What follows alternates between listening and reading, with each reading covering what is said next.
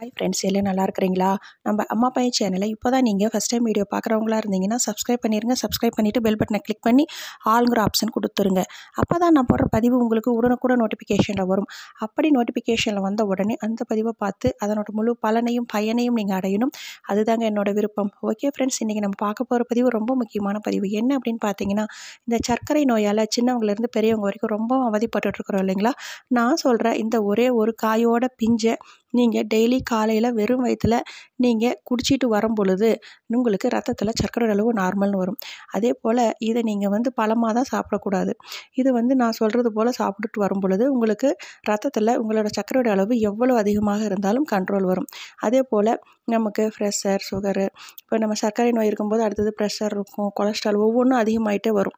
First நீங்கள் போய் test எடுக்கும்போது வெறும் சர்க்கரை நோய் தான் இருக்குது அப்படிம்பாங்க. அப்புறம் பார்த்தா நமக்கு இந்த வெயிலோட அதிகத்தினால ப்ரெஷர் வரும், அப்படியே கொலஸ்ட்ரால், ஹார்ட் ப்ராப்ளம் ஒவ்வொன்றும் பாதிப்பு ஏற்படும்.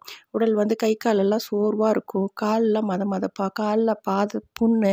சர்க்கரை நோய் வந்தாலே இந்த பாத புண்ணு, பாதம் எப்போயும் ரொம்ப சுத்தமாக வச்சுக்கணும்.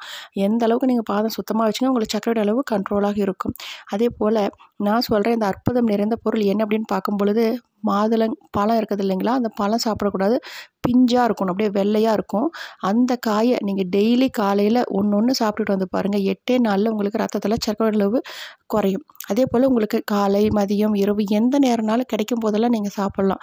பழமாக மட்டும் சாப்பிடக்கூடாது. இந்த வெள்ளையாக தோற்போடு இருக்கிற அந்த மஞ்சள் தோலோட, அதே போல் அந்த மேல் தோல் ரொம்ப பிஞ்சாக இருந்தால் அந்த தோலோடு சேர்த்து அரைச்சி கூட காலையில் குடிக்கலாம். இப்படி குடிச்சிட்டு வரும்போது ரத்தத்தில் சர்க்கரை அளவு நார்மல் வரும். ஓகே ஃப்ரெண்ட்ஸ், மேலும் இது போல் நல்ல ஒரு சர்க்கரை பதிவில் சந்திக்கலாம். Okay friends, okay bye. Next வீடியோவில் பார்க்கலாம்.